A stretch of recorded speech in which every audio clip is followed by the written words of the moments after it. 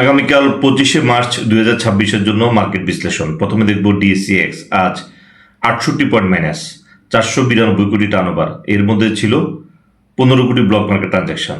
আগামীকাল মার্কেট কি হতে পারে? এমএসিডি নেগেটিভ, টার্নওভার নন profitable turnover. Index double top create করেছে। মার্কেটের যে ইন্ডেক্সের যে পজিশন, এখানে দেখা যাচ্ছে যে টেকনিক্যাল অ্যানালাইসিস অনুযায়ী মার্কেটের শার্প ফল আসতে পারে।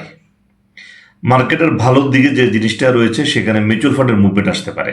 যেহেতু জেড গ্রুপ অল্প দামে জেড গ্রুপগুলোকে কম টাকায় একটা ভালো গেম করে নিয়েছে, ঠিক তেমনইভাবে যে মিউচুয়াল ফান্ডগুলোকেও, যেহেতু 2 টাকা 3 টাকা দামের শেয়ার, এগুলোকে হয়তো গেম করে একটা ভালো পজিশনে নেওয়া যেতে পারে মিউচুয়াল ফান্ড।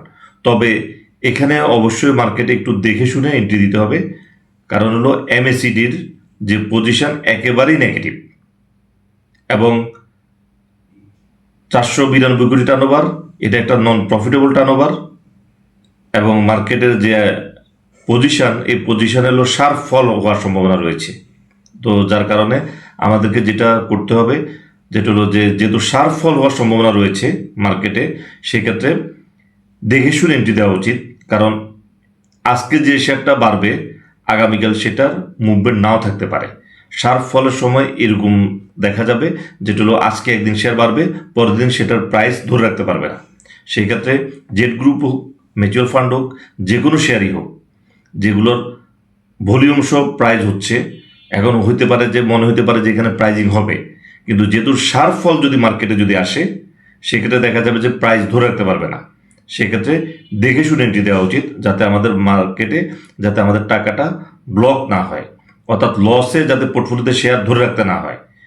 ক্যাশ ফ্রি থাকাটা বেটার লসে শেয়ার থাকার চেয়ে।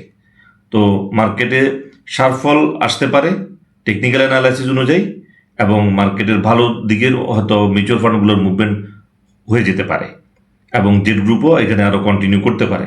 তবে এই ধরনের শার্প ফল মার্কেটে অবশ্যই সতর্কতার প্রয়োজন আছে।